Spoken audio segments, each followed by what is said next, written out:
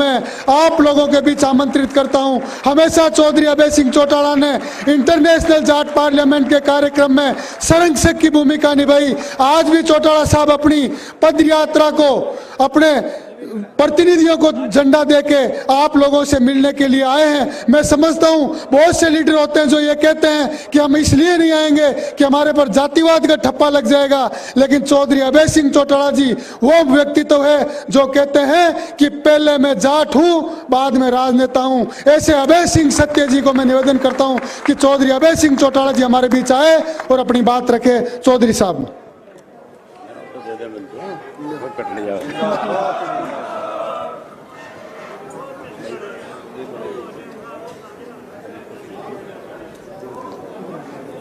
बहुत ही आदर और सम्मान के योग आज के अंतर्राष्ट्रीय जाट संसद के मुख्य अतिथि पूर्व में रहे केंद्रीय मंत्री चौधरी वीरेंद्र सिंह जी, जम्मू कश्मीर के पूर्व मंत्री सरदार मनजीत सिंह जी, उत्तर प्रदेश के राष्ट्रीय लोकदल के विधायक श्री प्रदीप चौधरी जी, चौधरी राम सिंह खुलेरी जी, हरियाणा के इंडिपेंडेंट विधायक चौधरी सोमवीर सांगवान जी, श्री विक्रम रंधावा जी, पूर्व में रहे डीजीपी एमएस मलिक साहब, पंजाब कांग्रेस कमेटी की प्रवक्ता अमृत कौर गिल जी और इस कार्यक्रम के संयोजक राम अवतार पलसानिया जी, पीएस कलवानिया जी, आज के इस कार्यक्रम में देश भर से आए हुए जाट समाज से जुड़े हुए सभी मंच पे बैठे हुए सभी साथीगण, विश्व के स्तर से भी आज बहुत सारे अलग अलग मुल्कों से आए हुए मंच पे बैठे हुए सभी आदरणीय साथियों, आज के इस अंतर्राष्ट्रीय जाट संसद में आए हुए आदरणीय बुजुर्गों, नौजवान साथियों, माताओं, बहनों, पत्रकार छायाकार दोस्तों, मेरे से पूर्व जो वक्ता थे उन्होंने सारी बातें समाज कैसे आगे बढ़े, हम सबको मिलकर के कैसे समाज को आगे और लेकर के जाना है, इसके लिए हमें आपस में चाहे हमारे राजनीतिक रिश्ते ठीक ना हो, लेकिन समाज कैसे आगे बढ़े इसके लिए हमें राजनीति से ऊपर उठ करके सबको एक मंच पे इकट्ठा होकर के समाज को आगे ले जाने में अपनी जिम्मेवारी निभानी चाहिए। ये सारी बातें मेरे से पहले बहुत विस्तार से बताई गई। गवर्नर साहब ने बहुत खुल करके आपके बीच में चर्चा करी। एक किस्सा भी बहुत बढ़िया सुनाया उन्होंने कि कैसे वक्त में एक मामूली जाट ने जो भेड़ बकरी चढ़ाने का काम करता था, उसने कैसे लोगों को संगठित किया, कैसे मुसलमान से लड़े, कैसे अपनी कौम को उन्होंने बचाने का काम किया। उनकी अगली पीढ़ी ने उन्हीं से शिक्षा लेकर के कौम को हमेशा आगे बढ़ाने में बड़ी जिम्मेवारी निभाई। चौधरी वीरेंद्र सिंह जी ने भी सारी बातें आपके सामने रखी। मेरी ख्याल अब कोई ऐसा इशू है नहीं कोई बचा हुआ जिस पे कोई चर्चा की जा सके, लेकिन मुझे मंच पे बुलाया गया। मैं विशेष रूप से पलसानिया जी का, कलवानिया जी का आभारी हूं कि उन्होंने आज मुझे आपके बीच में बुला करके आप सब लोगों से रूबरू होने का जो मुझे सौभाग्य प्राप्त हुआ, उसके लिए मैं इनका बहुत आभारी हूं। साथियों, शिक्षा की बात चली, बिजनेस की बात चली कि हमें अपने बच्चों को शिक्षित करना चाहिए, हमें बिजनेस में आगे बढ़ना चाहिए। विदेश साहब एक मेरे साथी ने, मेरे बहुत अच्छे मित्र हैं, बहुत लंबे समय से मेरा उनसे रिश्ता रहा है, उन्होंने भी थोड़े समय में एक बहुत बड़ी बात कही थी कि कैसे आज हम 50-50 लाख रुपया खर्च करके अमेरिका के बॉर्डर के साथ लगते हुए मुल्क है उनका वीजा लेकर के कैसे अमेरिका में एंट्री हो, उसके लिए जहां पैसा खर्च करते हैं वहां कई दफा ऐसे हालात भी पैदा हो जाते हैं कि जो बच्चे यहां से जाते हैं वो अपने मुकाम तक पहुंचने से पहले परमात्मा को भी प्यारे हो जाते हैं।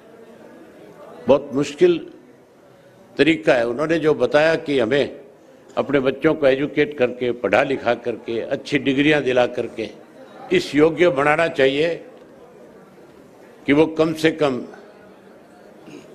जब विदेश में जाना चाहे तो उनकी डिमांड हो वहाँ पे कि उनको वहाँ की कंपनियां स्वयं यहाँ से वीजा ले करके उन मुल्कों में जॉब दे।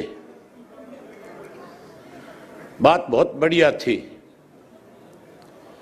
और उन्होंने ये भी कहा कि हमें इस लायक बच्चे बनाने चाहिए कि हमें यहाँ पे भी किसी किस्म की दिक्कत नहीं आनी चाहिए। लेकिन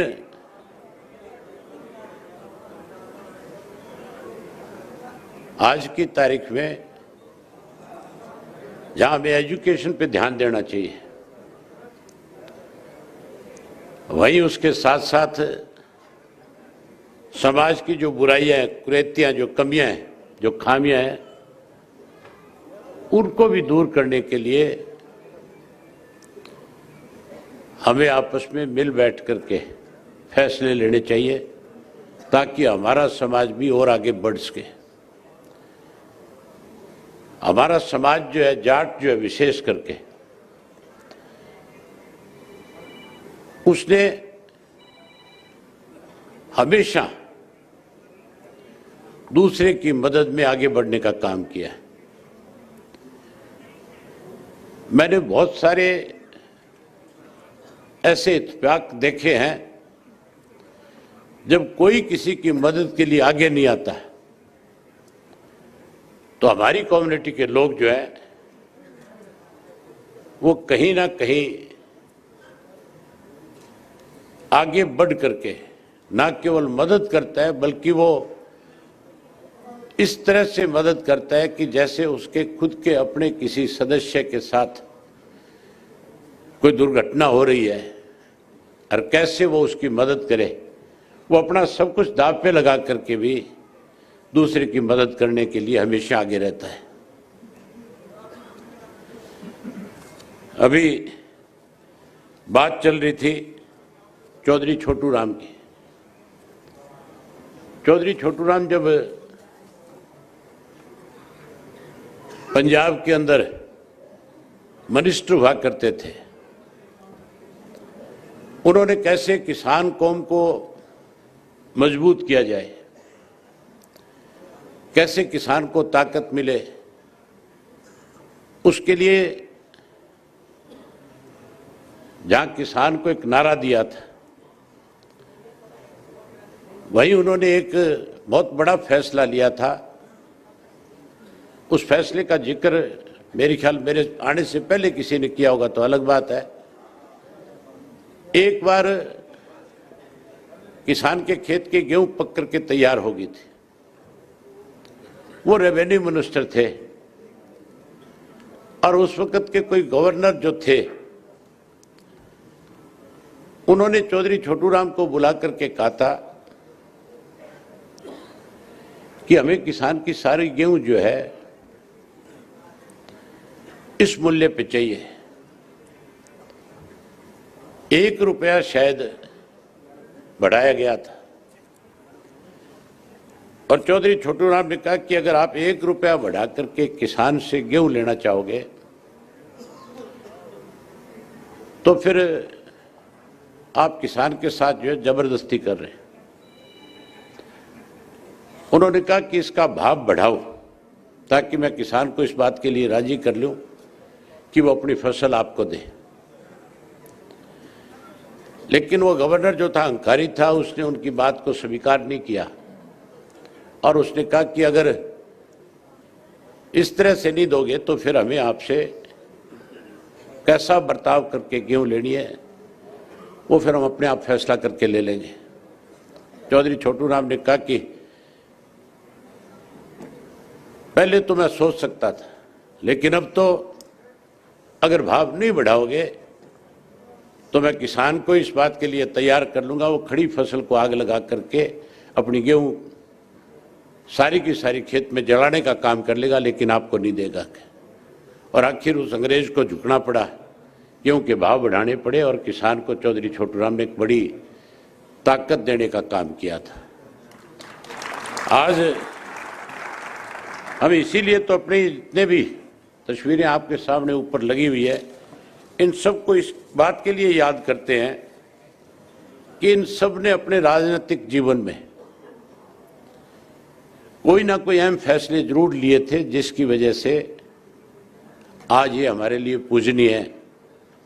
आज हम इनको याद करके आज भी हम इनसे कुछ ना कुछ सीखते हैं। इनके ऊपर लिखी जो किताबें हैं, जो पुस्तकें हैं, जो हिस्ट्री है इनकी, उससे भी आज बहुत कुछ सीखने को मिलता है। आज सबसे बड़ी जरूरत है हमें इकट्ठा होने की। पिछले साल जयपुर में भी इसी तरह का एक सम्मेलन था और मुझे उस सम्मेलन के अंदर बुलाया गया था। जब मुझे आमंत्रित किया गया बोलने के लिए, समय का अभाव था। उस वक्त वहां के जो चीफ मिनिस्टर थे अशोक गहलोत साहब, जो आज भी मुख्यमंत्री है, उन्होंने एक इंटरव्यू दिया था। उनके यहाँ पे एक विवाद चल रहा था, उनकी सरकार में बैठे लोग उनका विरोध कर रहे थे और इस किस्म की चर्चा थी कि किसी भी दिन इनकी सरकार जा सकती है। लेकिन उन्होंने अपनी सरकार को अपनी मैनेजमेंट के माध्यम से बचाने का काम किया था। जब उनकी सरकार बच गई थी तो प्रेस के लोग जब उनके पास गए, उनसे एक इंटरव्यू लिया तो उनसे पूछा कि आपने ऐसा कौन सा करिश्मा है, कौन सा जादू है आप में जो आपने इस सरकार को बचाने का काम किया। बड़ी हैरानी की बात थी, उन्होंने अपने इंटरव्यू में कहा था कि मैं सैनी समाज का अकलौता व्यक्ति हूं, माली समाज का अकलौता एमएलए हूं और मैं तीसरी बार मुख्यमंत्री हूं। जब मैं मुख्यमंत्री बन सकता हूं तो फिर सरकार चलाना और सरकार को मैनेज करना मेरे लिए मुश्किल काम नहीं है।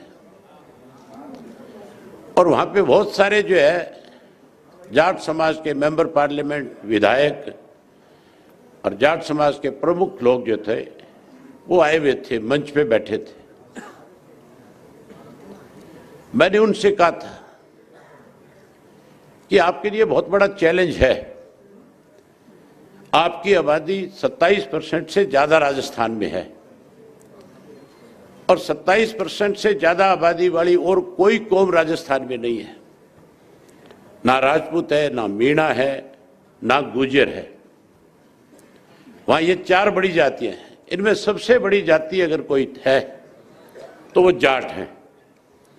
और मैंने कहा ये अशोक गहलोत ने जो इंटरव्यू में बात कही है, ये आपको चैलेंज किया एक तरह से कि 27% वाले भी जो हैं उन पे भी मैं आज राज कर रहा हूं। मैंने कहा आप इकट्ठा हो, राजनीति से ऊपर उठ करके कैसे जाट कौम इस प्रदेश में सत्ता में आए, इसके लिए आप अपने मतभेद भुलाओ और इकट्ठे होकर के इस लड़ाई को लड़ो, ताकि आने वाले समय में कोई दूसरा व्यक्ति इस किस्म के छिटाकसी आपकी कौम पे ना कर सके और आप अपनी ताकत के साथ इस प्रदेश पे अपना मुख्यमंत्री बना करके साबित करो कि हम एक हैं, हम ताकतवर हैं, हम वो लोग हैं जो केवल अपनी अपनी कौम के साथ नहीं बल्कि गांव के अंदर जो 36 बिरादरी के लोग रहते हैं, हमारे यहाँ तो सबसे बड़ा भाईचारा कोई अगर मजबूत करने का काम करता है तो वो जाट कौम के लोग करते हैं। आप किसी गांव का उदाहरण ले लो, अगर किसी गांव के अंदर, जाट के गांव के अंदर किसी गरीब के घर में कोई अनहोनी हो जाती है, सबसे पहले जाट जाति के लोग उसके दरवाजे पे जाकर के खड़े होते हैं और उससे जाकर के कहते हैं कि जो हो गया उसको तो हम वापस नहीं करवा सकते, लेकिन हम तेरे साथ हैं, आगे तेरे को किसी किस्म की परेशानी ना आए, इसके लिए तुझे चिंता करने की जरूरत नहीं है, हम तेरे साथ खड़े होकर के तेरी मदद करने में जो हमारी जिम्मेवारी होगी उसको निभाने का काम करेंगे। हम तो भाईचारे को मजबूत करते हैं, लेकिन जो सत्ता में बैठे लोग हैं वो कहीं ना कहीं हमारे भाईचारे को तोड़ने में हर तरह के अच्छे हथकंडे अपनाने का काम करते हैं। चौधरी वीरेंद्र सिंह बैठे हैं, हरियाणा के अंदर जाट आरक्षण को लेकर के बहुत लंबे समय से इस बात की मांग की जा रही थी कि जैसे राजस्थान के अंदर बैकवर्ड क्लास के अंदर जाट को प्रतिनिधित्व दिया गया है, जाट को आरक्षण दिया गया, उसी तरह हरियाणा में भी 10% जाट को आरक्षण दिया जाए। जाट को नहीं, उसके साथ 4 और कौम भी जोड़ी गई थी, जिसमें बिश्नोई था, जिसमें रोड था, जिसमें आपके जाट था, त्यागी था, इन सब के लिए मांग करी थी।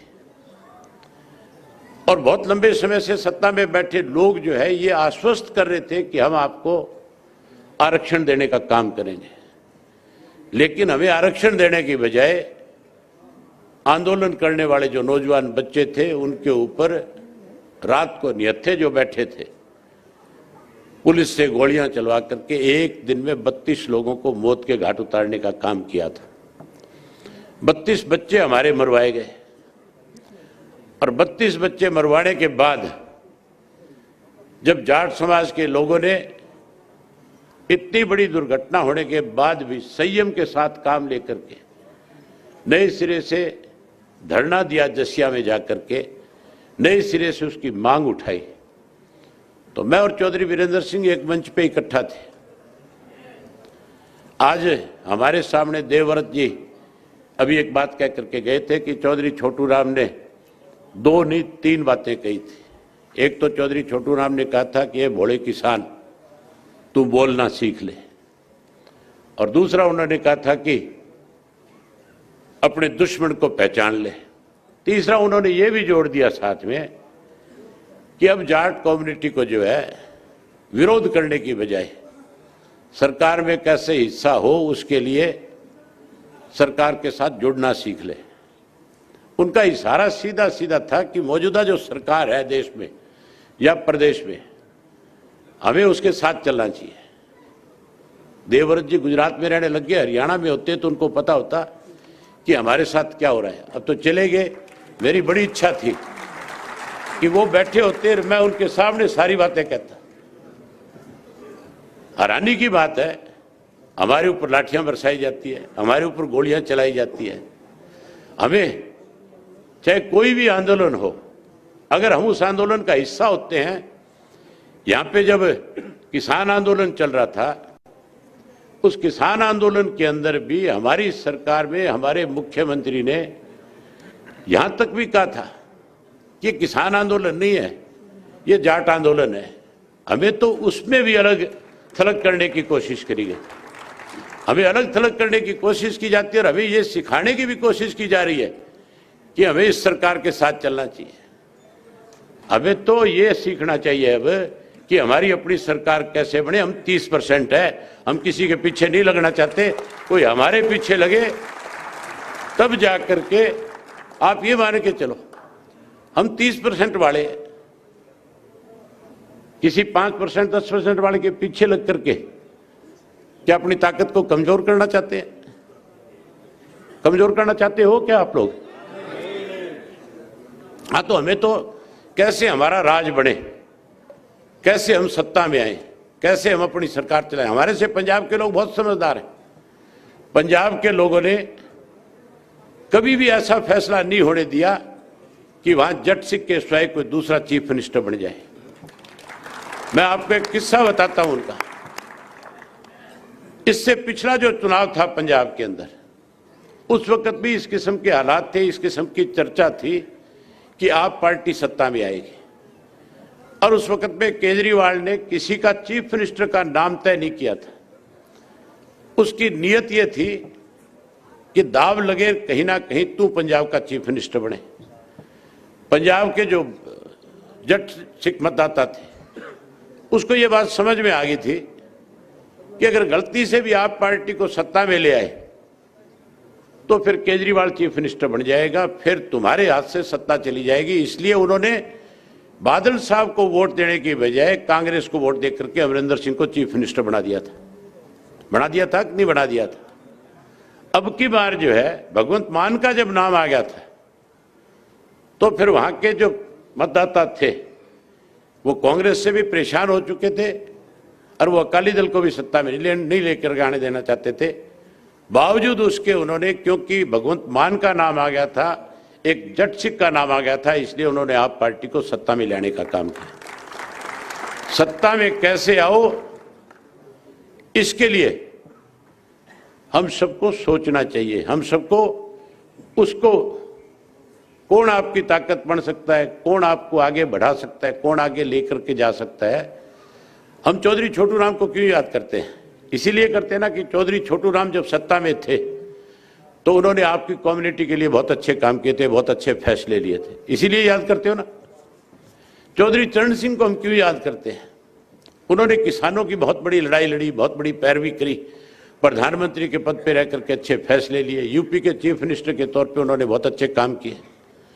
चौधरी देवीलाल को भी आज हम इसीलिए याद करते हैं कि जब वो सत्ता में थे तो उन्होंने 10,000 रुपये तक के कर्जे पूरे देश के किसान के माफ करवाने में बड़ी भूमिका निभाने का काम किया।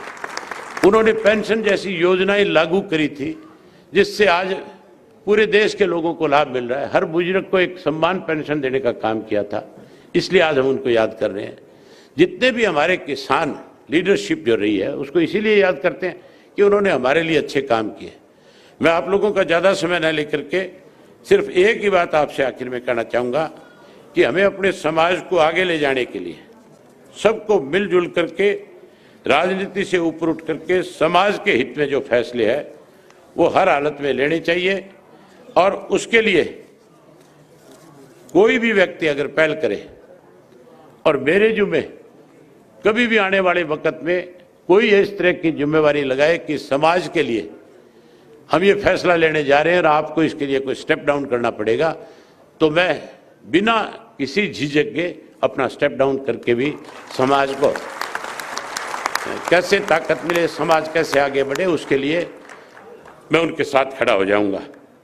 मैं एक बार फिर जो है आप सब लोगों का आभार व्यक्त करता हूं कि आप लोगों ने बड़ी संख्या में आकर के आज जो है ये मैसेज दिया है कि अब जाट समाज जो है वो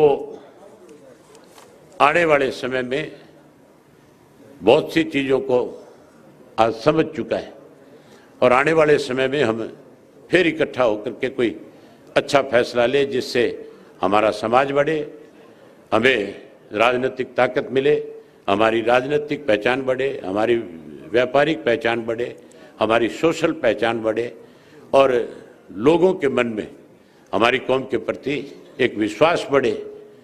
और उसके लिए हम कोई छोटे मोटे विवाद मतभेद उनको भूल करके हमें मजबूती के साथ इकट्ठा हो, ये मैं कामना करता हूँ। और एक बार पलसानिया जी का और कलवानिया जी का आभार व्यक्त करता हूँ कि उन्होंने आज मुझे आपके बीच में बुला करके आपसे रूबरू होने का जो मौका दिया उसके लिए मैं इनका बहुत आभारी हूँ। बधाई देता हूँ चौधरी वीरेंद्र सिंह जी को भी।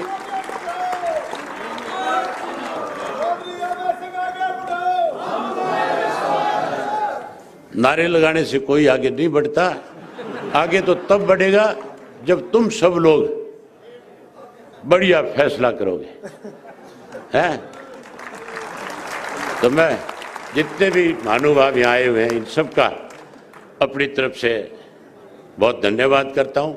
विशेष रूप से जो विदेशों से आए, मैं उनका भी आभार व्यक्त करता हूँ कि आपने समय निकाल करके अपने समाज को कैसे आगे बढ़ाया जाए, समाज को एक नई दिशा देने का काम किया। इसके लिए आप सब आभारी हैं। आप इतने सारे लोग आए, आप सबका बहुत धन्यवाद। आपने मुझे सुना, आप सबका बहुत आभार, धन्यवाद। चौधरी देवीलाल अमर रहे। आप सभी से निवेदन, बैठे रहे, बैठे। अभी कार्यक्रम सुचारू रूप से चलेगा। समाज की बहुत प्रदेशों से समाज के